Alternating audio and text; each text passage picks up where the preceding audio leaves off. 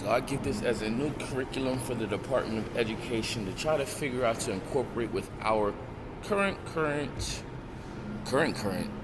situation, which is what? Our economy. What's wrong with our economy? Why did the euro, or even what we pay to get the money back from a euro, fall before a dollar?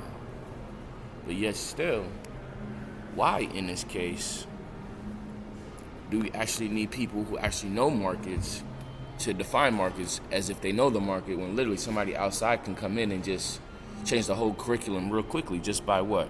One legal document. You stating that you're an official business in itself. For every individual is entitled to their own investments, yes, but always get caught up in the minute details of fraud or money laundering or just some irregular thing that is out of character for the individual to an extent. Yeah, they may walk, but yet still, they still had to pay the fees to actually make sure they were able to walk if they had to walk, or basically deal with the hard time of actually going through the incarceration process and re-identifying themselves as a different individual as they got older or younger, but depending on how you consider what older or younger is. Younger would be considering the fact that literally they still have that nonchalant attitude, or older is saying that they learn from their mistakes and actually are trying to apply it to where they don't have to make the same mistake again.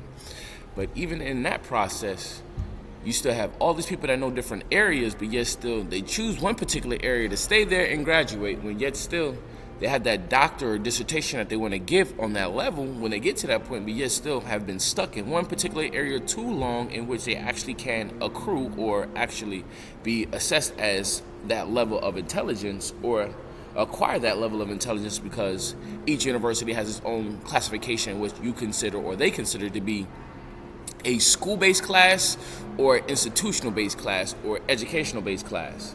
So therefore, you could take the same quote-unquote curriculum on one angle, but yes, so they still run their audits for that purpose of making sure that their curriculum matches with the next curriculum.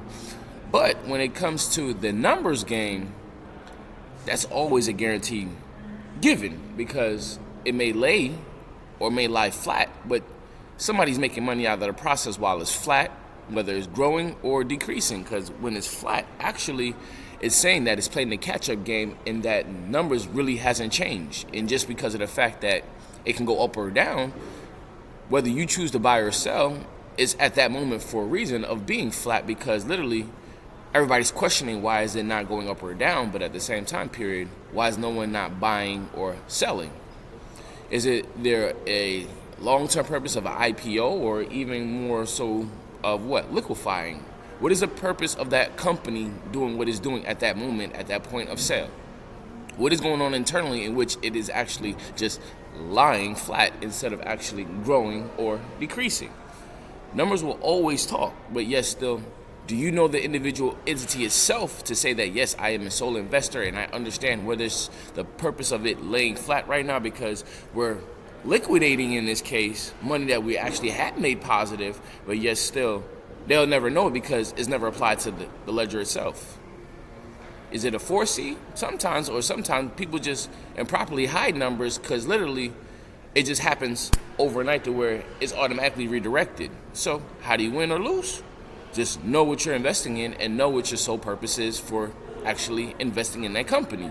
If you know the company has a good turnaround, then you know the purpose of that company being at a flat or actually decreasing is potentially good or bad. But yes, still, what are they marketing as being good or bad is the question. So as long as you pay attention to what is actually being applied to your situation at any given moment, at any given particular time, you never actually lose if you're an investor. But when you're not the investor and you're the actually shareholder and company advisor, why are you not actually, how can I say, networking in which it doesn't look bad for your company, but giving true statements? Answer that question, and that's why I'm a guaranteed flawless equation, because literally nobody can beat what somebody actually wants to learn and surpass. Figure that one out.